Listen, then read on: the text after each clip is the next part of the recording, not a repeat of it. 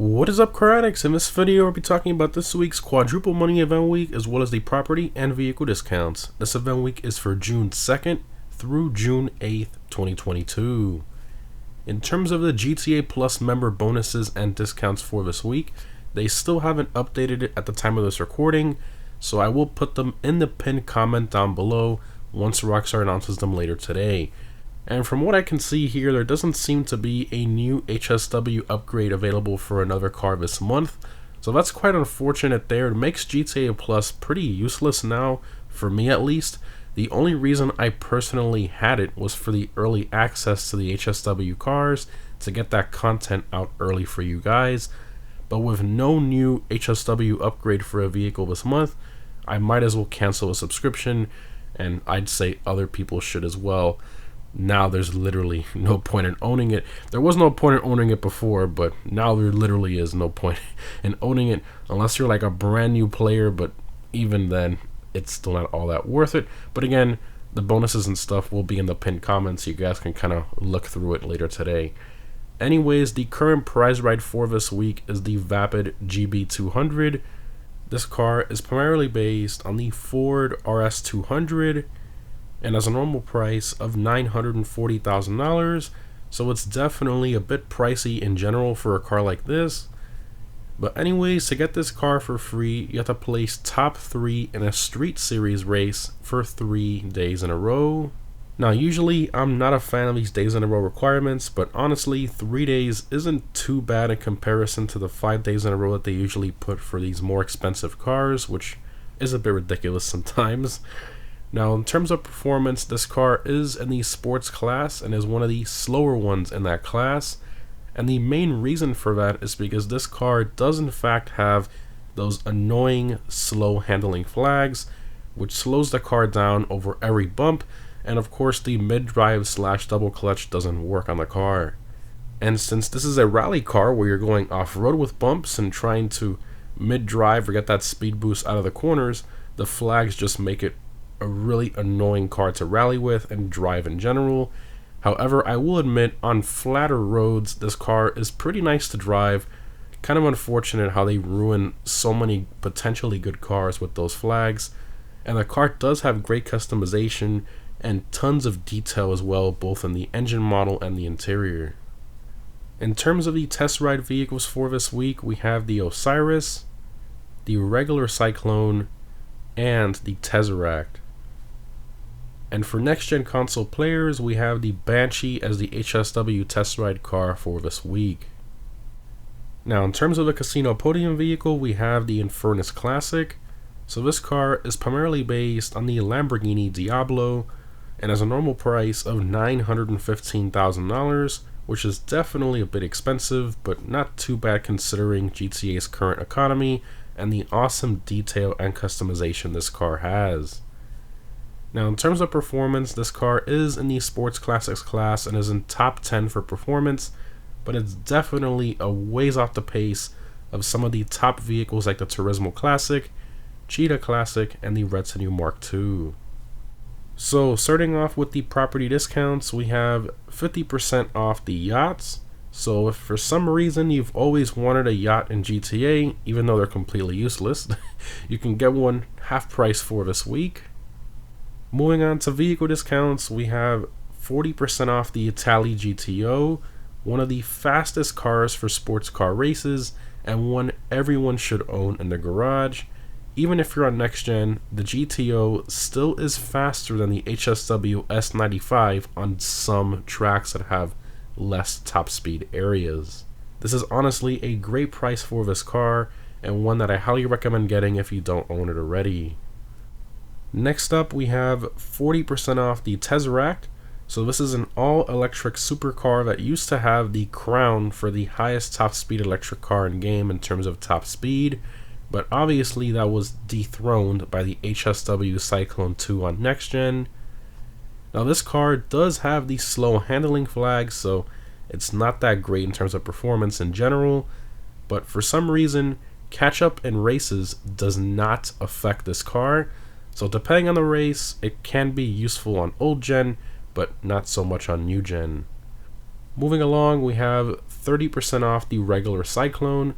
So this of course used to be the quickest accelerating electric car before the HSW Cyclone 2 came along on next gen, but honestly I prefer the way the regular Cyclone looks over the newer version.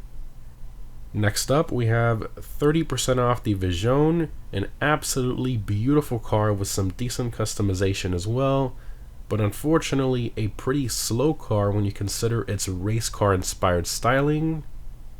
Moving along, we have 30% off the Osiris. So this used to be the fastest supercar for racing back in 2015, but then the T20 released a month later, and that was slightly faster depending on the track, so most players chose the T20 over this one. Honestly, I personally love the Osiris. I think it's a beautiful supercar, but obviously the customization is pretty average and the performance is quite outdated at this point, being around 30th place for track performance. Next up we have 30% off the Electro motorcycle.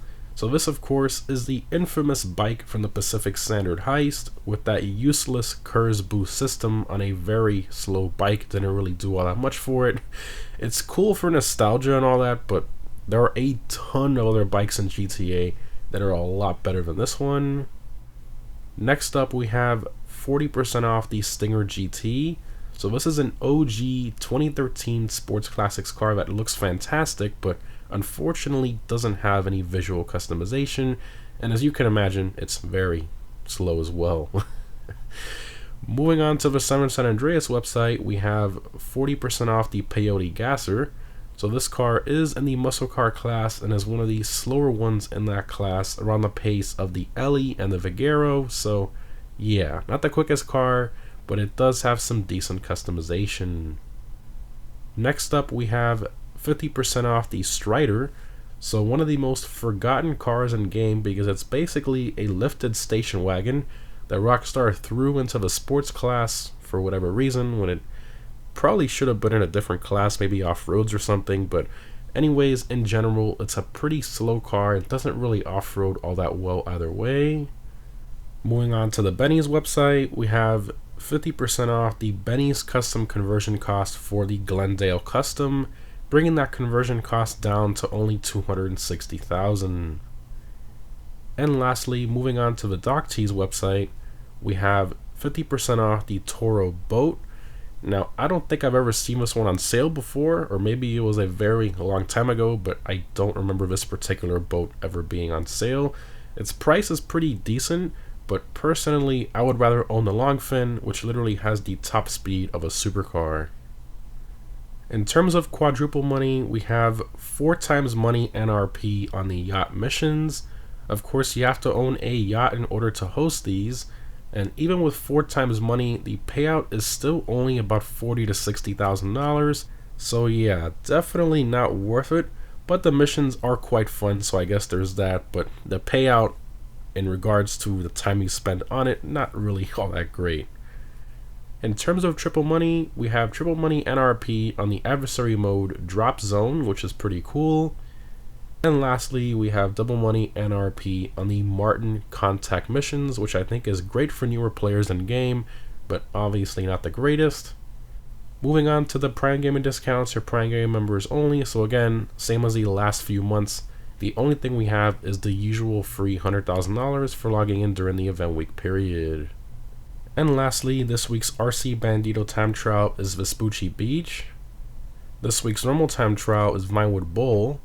I highly recommend a fast car such as the Pariah or one of the top motorcycles for this time trial, or of course one of the HSW vehicles if you're on next gen.